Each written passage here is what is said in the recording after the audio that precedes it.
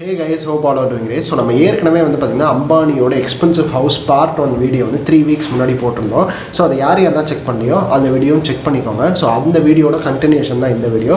So மறக்காமல் இந்த video ஃபுல்லாக பாருங்கள். சூப்பர் எக்ஸைட்டிங் ஃபீச்சர்ஸ் அந்த Antilia ஹவுஸில் இன்னும் என்னென்ன இருக்குன்றதை இந்த வீடியோவில் பார்க்கலாம். ஸோ வாங்க வீடியோக்குள்ளே போகலாம். ஸோ இந்த Antilia ஹவுஸை பற்றி Part-1 நம்ம ஏற்கனவே அம்பானி அவர்களோட நெட் ஒர்த்து வந்து எவ்வளோ, அதுக்கப்புறம் வந்து ஃபஸ்ட்டு கீழேருந்து ஒரு 7 ஃப்ளோரில் என்னென்ன இருக்குன்னு பார்த்தோம். ஸோ டோட்டலாக அந்த வீடு வந்து 27 ஃப்ளோர்ஸு.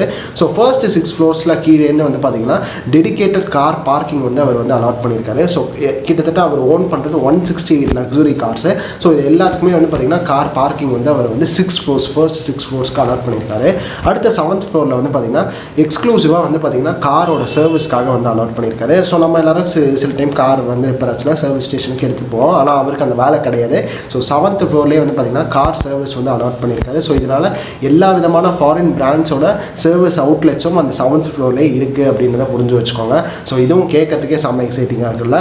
ஸோ இதுக்கப்புறமா அடுத்த சூப்பர் எக்ஸைட்டிங் ஃபீச்சர் அப்படின்னா ஸோ அம்பானி அவர்களோட வீட்டில் வந்து பார்த்திங்கன்னா ஃப்ளோட்டிங் கார்டன்ஸ் அப்படின்ற ஒரு விஷயம் இருக்குது.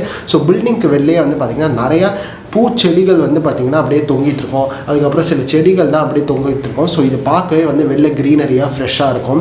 அண்ட் இதுக்கப்புறமா அதுக்கான ரீசன் என்ன சொல்கிறாருன்னா இது வந்து ஒரு ஃப்ரெஷ் ஏரை வந்து எங்களுக்கு வந்து வர வைக்கும் அப்படின்ற மாதிரி சொல்கிறாரு. ஸோ இதுவும் வந்து பார்த்திங்கன்னா பார்க்கவே நல்லாயிருக்கு. ஸோ இதுக்கப்புறமா என்ன விஷயம்னா ஸோ கிட்டத்தட்ட இந்த எம்ப்ளாயீஸ் நான் ஏற்கனவே சொன்னேன் 600 எம்ப்ளாயீஸ் வந்து வேலை பார்க்குறாங்க அப்படின்னு சொல்லிட்டு. ஸோ அந்த வீடை மெயின்டைன் பண்ணுறதுக்காக இருக்கட்டும், இல்லை வந்து ஒரு ப்ளம்பராக இருக்கட்டும், எலக்ட்ரீஷியனாக இருக்கட்டும், இல்லை ஒரு டாக்டராக இருக்கட்டும், இல்லை டிரைவராக இருக்கட்டும், இதுமாரி 600 எம்ப்ளாயீஸ் வந்து அந்த வீட்டை வந்து மெயின்டைன் பண்ணுறதுக்கு அந்த வீட்டை இயங்க வைக்கிறதுக்கே வேலை பார்க்குறாங்க.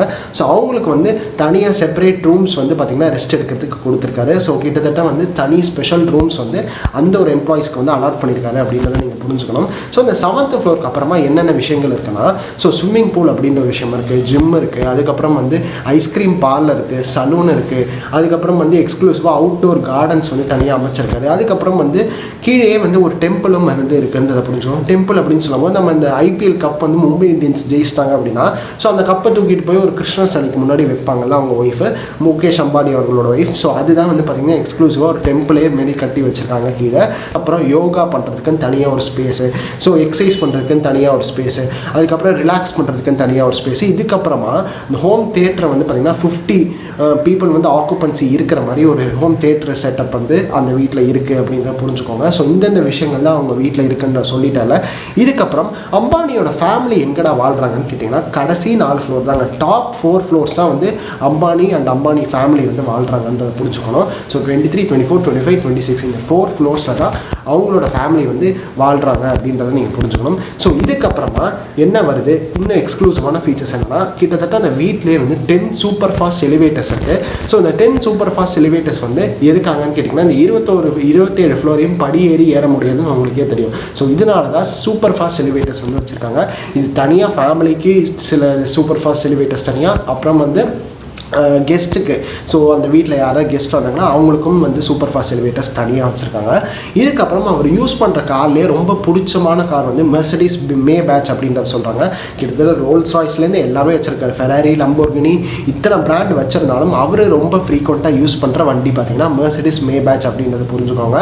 ஸோ இதுக்கப்புறமா அவர் தனியாக ஒரு ஷிப்பே வந்து ஓன் பண்ணுறாரு. அந்த ஷிப் வந்து பார்த்திங்கன்னா கிட்டத்தட்ட அந்த ஷிப்புக்குள்ளே நிறைய 5 ஸ்டார் ஹோட்டல் ஃபீச்சர்ஸ் தான் வந்து மேக் பண்ணி வச்சுருக்காருன்றதை சொல்கிறாங்க. கிட்டத்தட்ட அந்த ஷிப்போட காஸ்ட் வந்து 600 crores வந்து சொல்கிறாங்க. ஸோ எவ்வளோன்றதை பார்த்துக்கோங்க.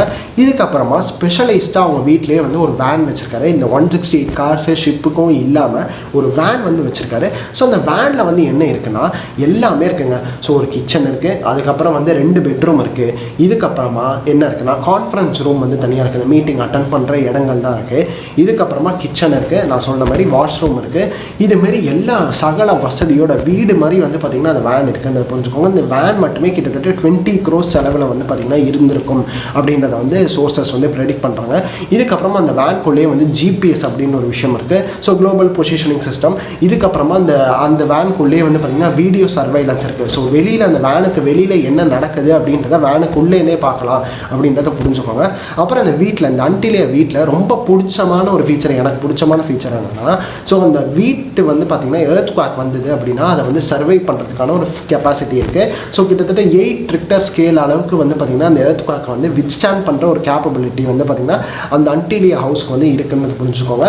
8 ரிக்டர் ஸ்கேல்னால் வந்து கிட்டத்தட்ட ஒரு மீடியமான ஸ்கேல் அளவுக்கு வந்து பார்த்திங்கன்னா அந்த எர்த்குவாக்கை வந்து அந்த ஒரு வீடு வந்து வித்ஸ்டாண்ட் பண்ணிக்க முடியும். அந்த வீட்டுக்குள்ளே இருக்கிறவங்களுக்கும் ஒன்றும் ஆகாது, அந்த வீடுக்கும் வந்து இந்த 8 ரிக்டர் ஸ்கேல் அளவுக்கு வந்து எர்த்குவாக் வந்தால் எதுவும் ஆகாது அப்படின்றத நீங்கள் புரிஞ்சுக்கணும். அதுக்கப்புறம் சூப்பரான விஷயம் என்னென்னா டாப் ஃப்ளோர் இந்த ஹெலிபேட் இருக்குல்ல, இந்த ஹெலிபேட் வந்து பார்த்திங்கன்னா அந்த ஹெலிபேடுக்கு கீழே வந்து பார்த்திங்கன்னா கிட்டத்தட்ட ஏர் டிராஃபிக் கண்ட்ரோல் யூனிட் வந்து இருக்குங்க. So air traffic control unit தான் வந்து பார்த்திங்கன்னா இந்த ரூம் தான் வந்து நம்ம ஏர்போர்ட்டுக்கு கீழே தான் வந்து பார்த்துருக்கோம்.